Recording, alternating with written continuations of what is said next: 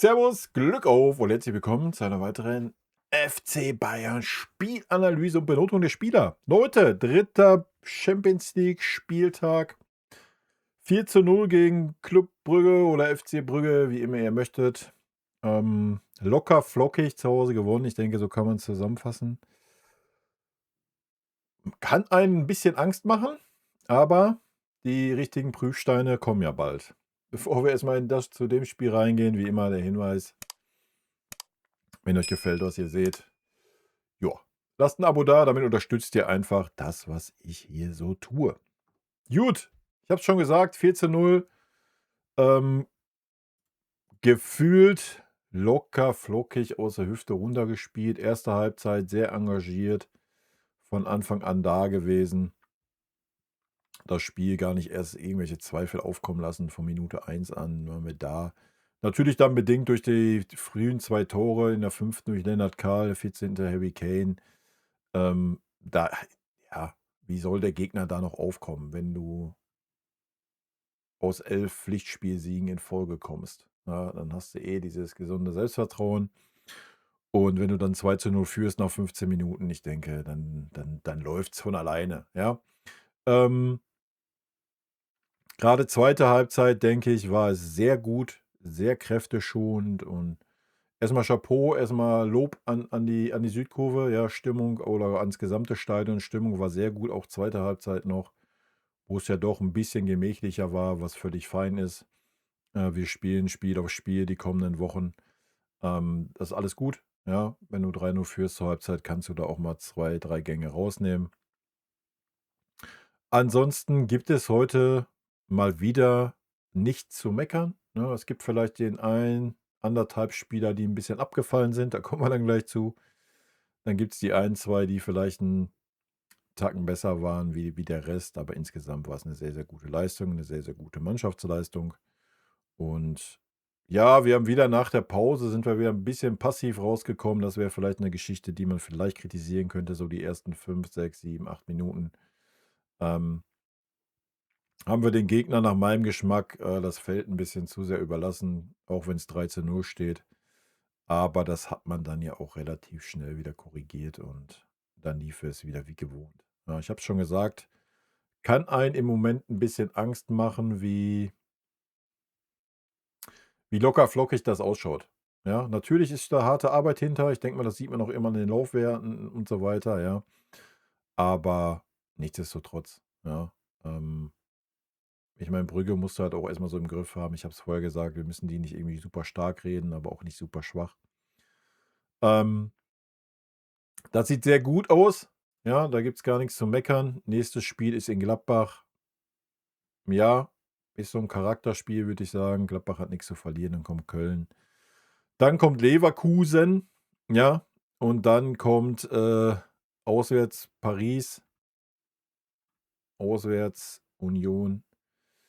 Ähm, Dann ist Länderspielpause. Nach der Länderspielpause sind wir dann noch auswärts, bei Arsenal. Ja, ich denke, danach können wir dann wirklich sagen, hm, sind wir 'n Mitfavorit um die Champions League oder nicht, ja? Bei allem Respekt für die Gegner, die wir jetzt so hatten, ja, ähm, wirklich große, ja, war Chelsea, war Dortmund. Ja, das war's, ja. Von daher nicht falsch verstehen, wir spielen super Fußball. Wir haben völlig verdient die Spiele hoch verdient gewonnen, ja. Aber um so zu den absolut elitären, Kreis zu gehören, bin ich sehr gespannt auf die beiden Spiele, die da kommen werden, ne? Nur schon mal 'n kleiner Ausblick. Bis dahin sind natürlich noch einige Spiele zu spielen, ja, nicht falsch verstehen. Leverkusen kann auch ein Stolperstein werden. Aber das ist dann noch mal 'ne interessante Nummer, ne, mit 29.10., Mittwochs Pokal. Ja, da wirst du nicht, unter 110% in Köln über die Bühne kommen. Da brauchen wir gar nicht drüber reden, da spielst du 18:30 Samstag gegen Leverkusen. Auch da wirst du 110% geben müssen. Die werden auch heiß wie Frittenfett sein. Und dann spielst du 3 Tage später am Dienstag, auswärts bei Paris, ne? Also, ich denke, die Woche ja, jetzt noch das Spiel in Gladbach davor, die Woche, boah, weiß ich nicht, sollten wir da auch noch ohne Punktverlust durchkommen, dann wird's wild, ne? Also, Hut ab, Hut ab, Hut ab, Hut ab, alle Hüte, die ich so besitze, ziehe ich vor dieser Mannschaft, vor diesem Trainerteam, vor sportlich haben wir gerade, keine Ahnung, wir setzen Maßstäbe. So, muss man so klar sagen. Aber auch Paris sehen wir, auch Arsenal, alles ungeschlagen in der Champions League. Also, das wären richtig, richtig, richtig interessante Spiele. Und ich meine, Arsenal hat mal eben in 'ner Viertelstunde Real, sage ich schon, Atletico Madrid mit 14 aus'm Stadion geschossen. Also, das wären unsere ersten wirklichen Prüfsteine, ne? Da bin ich mir sicher. Gut, jetzt bin ich natürlich schon 'n bisschen abgeschweift, 'n bisschen in die Zukunft gelandet, aber was sollen wir über das Spiel groß reden? Wir haben das Spiel von Minute 1 bis Minute 90 im Griff gehabt. Ja, wir haben 2 Phasen gehabt, wo wir Brügge mal so 5 bis 10 Minuten den Ball gelassen haben, 'n bisschen, wo wir 'n bisschen passiver waren. Völlig legitim, völlig normal. Ich fand die Wechsel gut. Ja, wir können über die eine oder andere Aufstellung diskutieren, wir können über den einen oder anderen Wechsel diskutieren. Ähm, dass man Tom Bischof da hinten auf die linke Außenverteidiger-Posi jedes Mal bringt, anstatt, mal 'n Josh rauszunehmen und 'n Bischof in die Mitte zu stellen, verstehe ich nicht ganz. Ja, darüber kann man sicher diskutieren. Aber ansonsten gehe ich auch mit dem Trainer heute d'accord. Aber bevor wir in die Benotung gehen, machen wir hell, werfen wir mal 'n Blick in die Statistiken. Gut, ich habe es ja schon gesagt, 4:0, 5. Lennart Kahl, 14. Harry Kane, 35. Chancentor Luis Diaz. Grüße gehen raus an alle aus'm Twitch-Chat. 79. Nicolas Jackson ist ja der andere Chancentod bei uns. Damit 4:0. Ballbesitz 63,5, 36:5,5. Fouls 14:3. Wir waren also 'n bisschen fickriger unterwegs. Muss man aber auch mal sagen heute, wir haben in den richtigen Situationen zur richtigen Zeit die Fouls gezogen. Ja, das haben viele Spieler gut gemacht, der eine oder andere Spieler nicht ganz so gut. Grüße gehen raus an Joshua Kimmich. Kommen wir gleich zu. Zweikampfquote 45:55. Ja, das ist natürlich wieder 'n Wert, ja, keine Ahnung. Ist ja auch immer die Frage, wie der jetzt zustande kommt, ob Dribblings da mitzählen oder nicht. Wie gesagt, man sieht's anhand der Fouls, wir haben im richtigen Moment auch einfach das Foul gezogen, anstatt da unnötig Kräfte zu lassen, fand ich völlig legitim. Schüsse aufs Tor 13:2, Schüsse insgesamt 26:5, Ecken 9:1. Ecken waren heute nicht so gut, leider. Angekommene Pässe 669 zu 365, Flanken 13,4.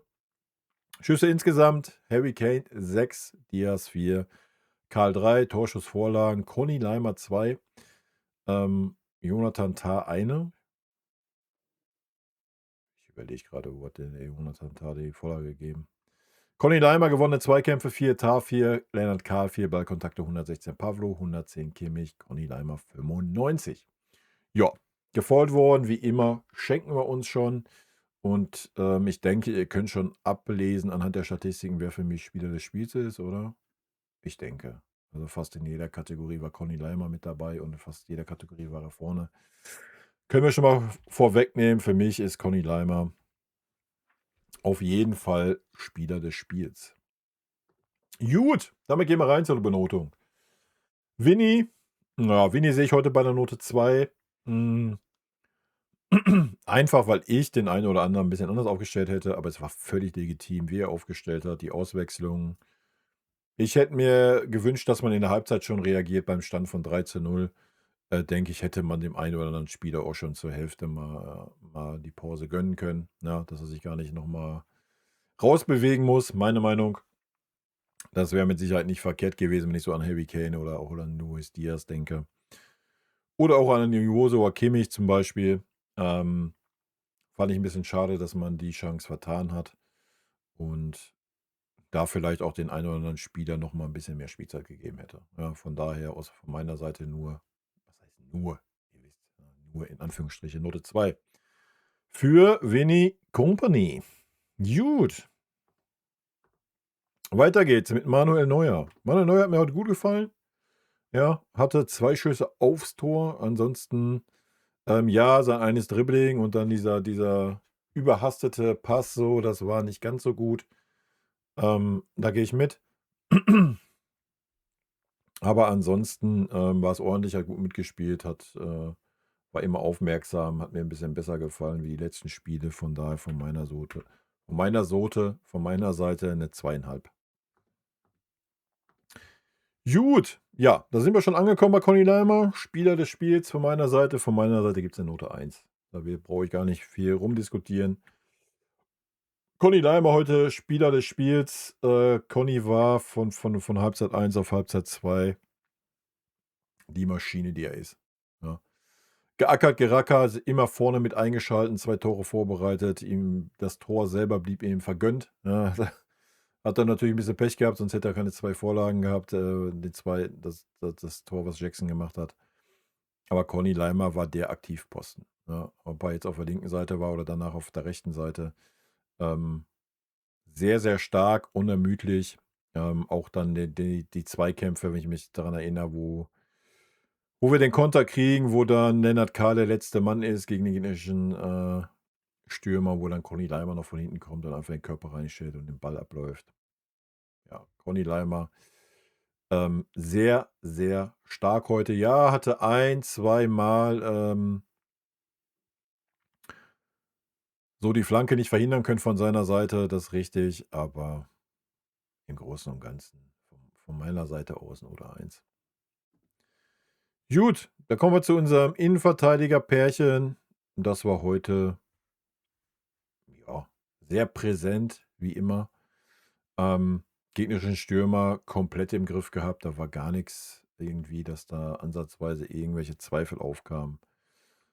Spielaufbau, ja, ja. Wo sind wir bei Tah? Jonathan Tah gebe ich eine 3, eine gute 3. Das war völlig okay. Da gibt es gar nichts zu meckern. Und Opa gebe ich eine Note, eine halbe Note besser, einfach aufgrund,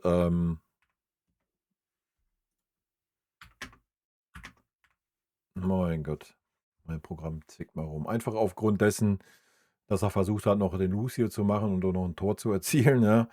Wurde das ein oder andere Mal in die Bahn gedrängt, dass er freien Raum nach vorne hatte und hat den dann auch genutzt oder versucht zu nutzen. Das war sehr gut. Ja, war der versucht hat, ein bisschen mehr das Spiel aufzubauen wie Jonathan Tah und von daher von meiner Seite eine halbe Note besser.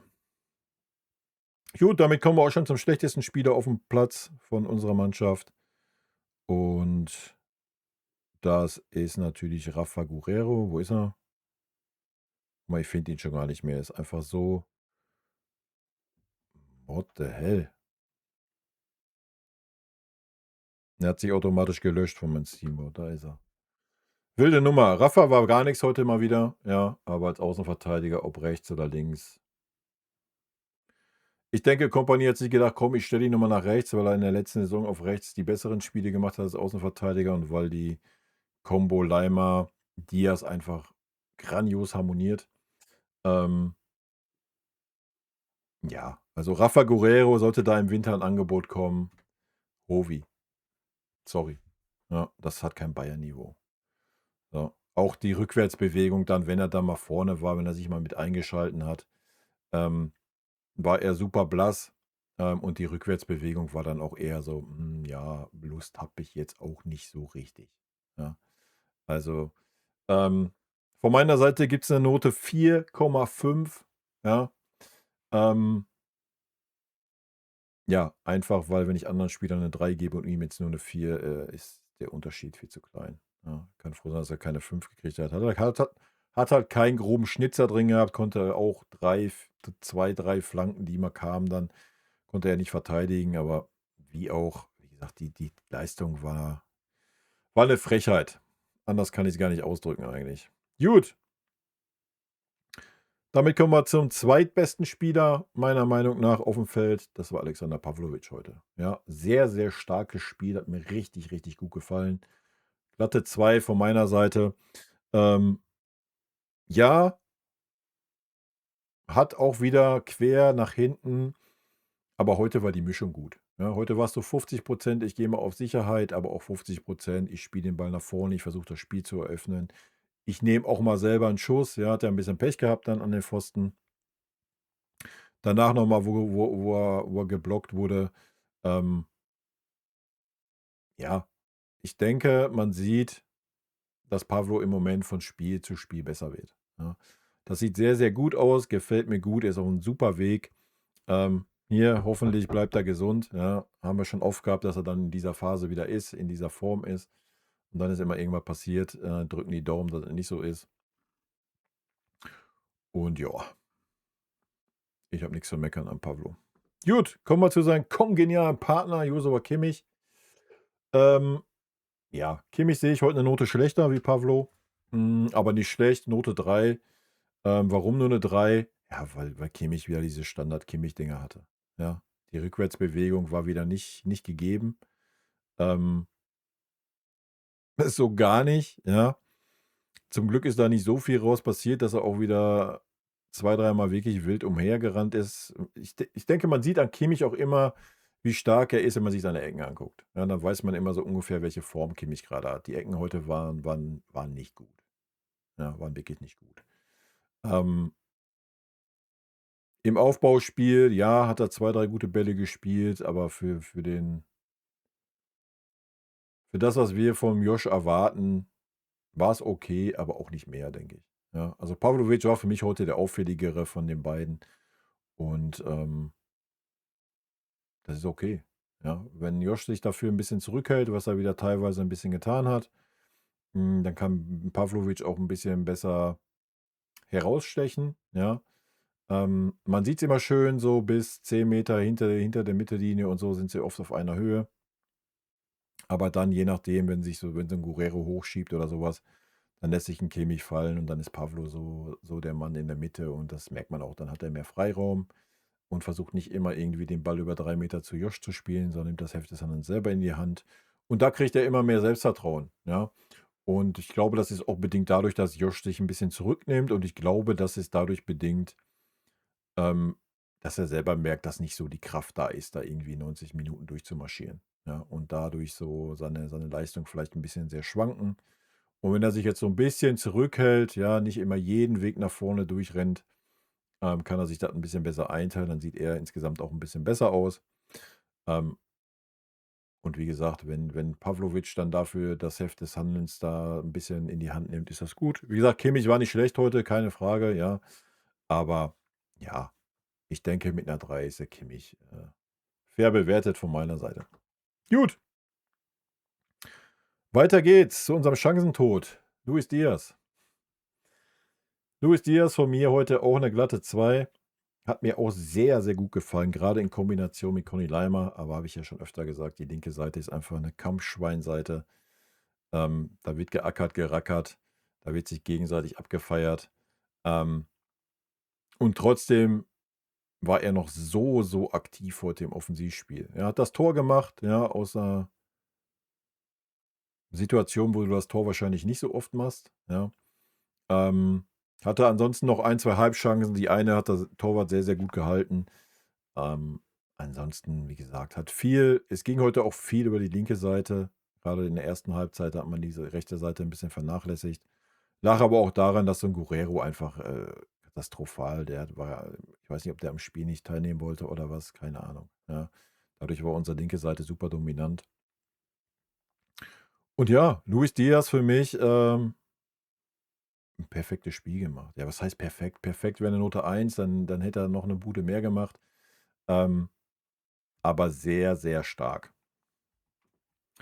Gut, damit sind wir bei Lennart Kahl angekommen, der natürlich den perfekten Einstand hatte mit seiner Bude. Da gibt's gar nix dran zu nörgeln. Ansonsten danach, ja, von meiner Seite gibt's jetzt 2,5. Ja, ich möchte ihn jetzt nicht unbedingt mit einer Stufe auf 'n Diaz stellen. Ähm, sehr, sehr schönes Tor, sehr, sehr starkes Dribbling, auch danach noch mal 2 richtig, richtig starke Aktionen gehabt. Ansonsten hat er sich nahtlos eingefügt in diese Mannschaft, ja. Ähm, mitgeackert, mitgerackert, vorne viele Wege auch gemacht. Natürlich ist da noch nicht so die 110-prozentige Abstimmung, als wie wenn Serge da vorne rumeiert. Ja, das hat man auch teilweise noch gesehen, aber auch eher ein super, super starkes Spiel, ja, und eine Leistung, auf die man aufbauen kann, ne? Und ja, so wie es dann auch heute kommentiert wurde, ähm, wer denkt gerade an einen Jamal Musiala? Wer denkt gerade an einen Serge Gnabry? Wer denkt gerade an einen Alphonso Davies? Ja, ähm, denkst du gerade nicht an dieser Mannschaft? Ja, willst du den Conny Leimer von der linken Seite wegnehmen oder was? Wäre eine Katastrophe, so wie die beiden da harmonieren. Ja, und genauso ein Lennart Karl heute auf der 10, das war super. Das Wechselspiel mit Mike hat gut geklappt, ja. Wie gesagt, in der einen oder anderen Szene, so die automatischen Laufwege haben vielleicht noch nicht ganz so geklappt, aber im Großen und Ganzen war es ein bärenstarkes Spiel von Lennart Karl. Und das Tor natürlich ein Traum, ja. Habe mich gefreut für den Jungen. Gut, damit sind wir bei Michael angekommen.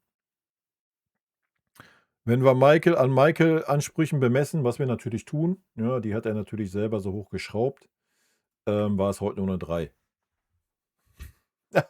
Wild, das zu sagen, aber heute nicht am Tor beteiligt. Katastrophe, oder? Müssen wir sofort, keine Ahnung, müssen wir jetzt auch Chancentod nennen oder was? Hat er ja auch die eine oder andere Halbgeschichte so. Nein, auch Michael war auffällig, ja. Wie gesagt, die erste Halbzeit ging sehr, sehr viel über die linke Seite. Da hat er gar nicht so die Möglichkeiten gehabt, ins Spiel zu kommen. Mit Guerrero hat er auch einen Partner gehabt, der nicht stattgefunden hat heute. Ja, das hat man auch gemerkt, dass das ein bisschen abgeht. Dazu war viel, viel Wechselspiel mit Lennart Karl und so weiter. Ähm, ansonsten, er hat wieder ein, 2 sehr, sehr gute Aktionen gehabt, ein, 2 Kabinettstückchen, wie man so schön sagt, hat mir sehr gut gefallen. Aber wenn wir Michael an Michael Sachen bemessen, dann muss er sich heute mal mit einer 3 zufrieden geben und ich denke, damit kann er leben. Gut, damit kommen wir zu Harry Kane. Ja, Harry Kane war heute der klare Neuner, denke ich. Ja, da war nicht so viel mit: „Oh, ich bin heute der Zehner oder ich lasse mich heute super tief fallen.“ Da war halt 'n Lennart Karl da oder 'n Michael auf der Zehnerposi. Hat sich trotzdem natürlich, so wie Harry Kane immer ist, hat sich ein, zweimal natürlich 'n bisschen fallen lassen, aber nicht in dem Maße, wie's sonst war. Und das war natürlich auch nicht nötig. Ja, das muss man halt auch klar sagen. Hat seine Bude gemacht, hatte noch mal 2, 3 richtig, richtig dicke Dinger. Ja, das Ding, was er natürlich ans Lattenkreuz da genagelt hat, aus dem Winkel war schon wild. Dann einmal wollte er lupfen beim Torwart, war halt einfach die falsche Entscheidung, ja. War vielleicht auch ein bisschen zu lange nachgedacht, war wahrscheinlich noch kurz am Überlegen, lege ich ihn rüber zu Lennart? Dann sagt er: „Ach komm, ich lupfe doch einfach drüber.“ Ja, aber auch da, ich denke, bei 4:0, über was reden wir? Und natürlich sind die Jungs ein bisschen müde, ja. Deswegen sage ich ja, du hättest halt heute 'n Harry Kane auch zur Halbzeit rausnehmen können, wenn's 3:0 steht. Ja, so ganz einfache Kiste. Note von meiner Seite, hm, boah, müsste ich eigentlich so 'ne 2,25, ich gebe ihm auch 'ne 2. Ja, hat das Tor gemacht, war so vorne auch immer engagiert, auch die tiefen Wege in die Tiefe hat er gemacht, auch wenn er nicht der Schnellste ist, hat nachgesetzt, auch im Pressing immer wieder angelaufen. Das war schon gut. Das war schon gut. Aber natürlich heute nicht so der große überall aufm Feld sein müssen, ja, was auch nicht nötig war heute. Von daher war es vielleicht dann auch nicht ganz so anstrengend wie vielleicht das letzte Spiel gegen Dortmund für ihn. Gut, kommen wir noch zu den Einwechslungen. Das war einmal 69. Leon Goretzka für Lennart Karl. Ähm, ja, Leon hat 'ne Posi weiter vorn gespielt gefühlt. Da war er auf jeden Fall 'n bisschen besser aufgehoben. Ansonsten Akzente, ja, war jetzt nicht so super viel noch irgendwie zu setzen, ja. Natürlich auch nicht in der Phase dieses Spiels. So ist das Spiel ist 'n bisschen dahingeplätschert. Wir haben Gänge rausgenommen, haben nicht mehr schnell umgeschalten. Einfach ein bisschen den Speed rausgenommen, was, wie gesagt, völlig in Ordnung ist. Bei 20 Minuten, ja, ist immer so die Grenze, wo ich manchmal überlege: „Benote ich noch, benote ich nicht?“ Ich schenke es mir heute beim Leon, sonst wäre es eh 'ne 3 geworden. Gut, nächster war Nicolas Jackson, der für Harry Kane kam, ja. Denke ich, hat man auch gesehen. Ähm, engagiert, das Tor, ja, da musst du als Stürmer stehen und dann musst du ihn auch so machen. Punkt. Das hat er getan, ja. Ansonsten hat er versucht, vorne im Kombinationsspiel mit zu agieren. Auch noch mal die eine oder andere Chance sich genommen. Ähm, ich denke, auch da sieht man, dass er weiterhin auf 'm sehr, sehr guten Weg ist. Auch das benoten wir heute nicht. Ähm, ich denke, ich habe es ja schon öfter gesagt, wir werden noch viel Freude an Nicolas Jackson haben bei uns. Ja. Ähm, trust me. Gut, dann kommen wir zu Tom Bischoff, der auch in der 69. für Rafael Guerrero kam. Ja, leider auf der Linksverteidiger-Posi völlig verschwendet. Ja, ähm, ich weiß auch gar nicht, ich glaube, er musste einen Zweikampf führen auf Höhe der Mittellinie, ansonsten musste er auf seiner linken Verteidigerposition keinen Zweikampf mehr führen. Lag natürlich auch dadurch bedingt, dass das Spiel halt, ja, es war einfach durch. Wie gesagt, wir haben 2 Gänge rausgenommen. Auffälligste Szene hat er gehabt, wo er dann mal in der Mitte war oder auf der halbrechten Posi. Ich weiß gar nicht, ob es nach einer Ecke war oder sowas, dass er auch so weit auf der anderen Seite war. Ähm, ja, tut mir ein bisschen leid für ihn, ja, aber so ist es beim FC Bayern einfach. Gut, dann kommen wir noch zu Vince de Mike. Ja, hat sich ja gleich eingeführt mit der tollen Ballannahme. Ansonsten hat man gesehen, dass er unbedingt wollte, deswegen hat er sich auch 1, 2 Dinger genommen, wo er vielleicht hätte besser spielen sollen. Ähm, ja, wollen wir ihn natürlich nicht verübeln. Junger Jaust hat gesehen, Lennart Kahl hat eine Butze gemacht, da geht er voll rein. Unbekümmert immer wieder, ja, erfrischend, gefällt mir gut. Da hätte ich auch keine Kopfschmerzen mit gehabt, wenn man den heute ein bisschen eher gebracht hätte. Ja, mal sehen, wie es da weitergeht. Gut, zu guter Letzt haben wir noch Minjay, der in der 81. Minute für Upper kam. Ja, Minjay hat völlig souverän gemacht. War ein, zweimal gefordert, war zur Stelle, gar kein Problem für Minjay. Keinerlei Unsicherheit oder sonst was. Aber wie gesagt, Brügge war dann auch nicht mehr bei 100%, wir sowieso schon lange nicht mehr. Und dann ist jetzt auch die letzte Zeit so ein bisschen hingeplätschert, ne? Was völlig legitim ist. Wie gesagt, ich fand es ein bisschen schade. Ich hätte es mir einfach gewünscht, für Tom Bischoff, dass er in der Halbzeit kommt. Auch für 'n, Minjay hätte ich's mir gewünscht, dass er in der Halbzeit kommt. Ihr wisst, ich habe ihn in der Startaufstellung gehabt. Ja, aber es wäre einfach schön gewesen, wenn die beiden mal ein bisschen mehr Spielzeit bekommen hätten und auch 'n Jackson hätte es stand 3:0 zur Halbzeit. Also, was hat man jetzt noch gedacht? Brügge spielt uns noch an die Wand, wir spielen noch 3:3 oder was? Also, ich denke, so viel Vertrauen sollte man haben in die Spieler, ja, und das betont er ja auch immer wieder. Ich habe es dann nicht ganz verstanden, warum man bis zur 69. Minute wartet, ja. Ähm, erst recht nicht bei Harry Kane, so, ja, weil Harry Kane braucht mal die Pause. Das hat man heute auch ein bisschen gesehen, denke ich. Und ja, Lennart Kahl, weiß ich nicht, hätte auch durchspielen lassen können. Ich glaube, der wäre fit genug und Guerrero kann ich schon verstehen. Der Guerrero war halt einfach schwach. So, ja, gut. Aber du hättest zum Beispiel auch dann mal in der 70. Vielleicht schon Luis Diaz runternehmen können und 'n Opa oder 'n Tah genauso, ja. Aber gut, wie gesagt, das ist immer Ansichtssache. Ich habe es, keine Ahnung, ich hätte da keine Kopfschmerzen mit gehabt, erst recht nicht bei 3:0, ja. Deswegen, da hat man 'n bisschen die Chance vertan. Wollen wir hoffen, dass sich das nicht irgendwie rächt so, ne, jetzt, in Gladbach. Wie gesagt, die Gladbacher, die stehen mit dem Rücken zur Wand, die haben absolut gar nichts zu verlieren, null. Ja, die können völlig befreit aufspielen, weil jeder denkt, wir gehen 5:0 unter. So, ja, das ist die Erwartungshaltung, die man hat. Wir werden müde sein, ja, das sollte auch klar sein. Wir gewinnen gerade nicht die 50% an Zweikämpfen, wie man sieht, ja. Das ist auch ein Indiz dafür, dass man ein bisschen müde ist, dadurch auch, dass die Fouls ein bisschen steigen. Was völlig okay ist, keine Frage, aber ja, wie gesagt, da hätte man vielleicht den einen oder anderen ein bisschen gönnen können, ne? Weil, wie gesagt, wir spielen nicht Dienstagabend, wir haben Mittwochabend gespielt und ja. Aber nur meine Meinung. Werden wir sehen gegen Gladbach, ja. I don't know, vielleicht, wird auch gegen Gladbach dann rotiert. So, ja, dann ist natürlich alles richtig. So, wenn gegen Gladbach, keine Ahnung, 'n Harry Kane draußen bleibt, was ich nicht glaube, ja. Aber wenn dann mal 'n Tom Bischof von Anfang an spielen darf und 'n Min-Jae Kim so, dann ist alles fein, ja. Wir werden sehen. Gut, Leute, meine Meinung. Ja, ansonsten Champions League, sollen wir noch kurz einen Blick reinwerfen? Ich gucke mal eben. Ist ja auch nicht so uninteressant nach dem 3. Spieltag, denke ich. Mal eben gucken, ob wir hier die aktuelle Tabelle haben. Wir sind natürlich nicht mehr Tabellenerster, ist ja wohl eine absolute Frechheit, oder? Champions League-Tabelle. wegen eingeschossenen Tor mehr. Paris, ja, unser nächster Gegner. Ich denke, ja, das wird ein Statement werden, erst recht auswärts. Ja, da bin ich sehr gespannt. Ansonsten, ihr seht, Inter Mailand 19:0 Tore, Arsenal 18:0, Real Madrid 8:1.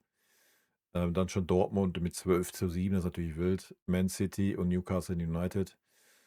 Ja, die kannst du schon rausnehmen. Also, wir sind guter Start. Ihr seht, wir haben 3 Punkte auf Platz 9. Ja, das heißt, selbst wenn wir 'n Unentschieden spielen sollten gegen Paris, werden wir immer noch unter den ersten 8 sein. Ich bin sehr gespannt. Ich freue mich riesig auf das Spiel. Ja, es war schon ein Statement eigentlich bei der Club-WM. Ähm, ich bin gespannt. Ja, ist auf jeden Fall dann, ich denke, die nächste Reifeprüfung für diese Mannschaft und für die Entwicklung. Gut, und damit jetzt Feierabend. Leute, rot-weiße Grüße gehen raus. Haut rein, bis dann. Tschüssi. Vielen lieben Dank für euren Support hier auf dem Kanal. Und in diesem Sinne, gute Freunde kann niemand trennen. Gute Freunde sind wir allein, weil sie alles im Leben können.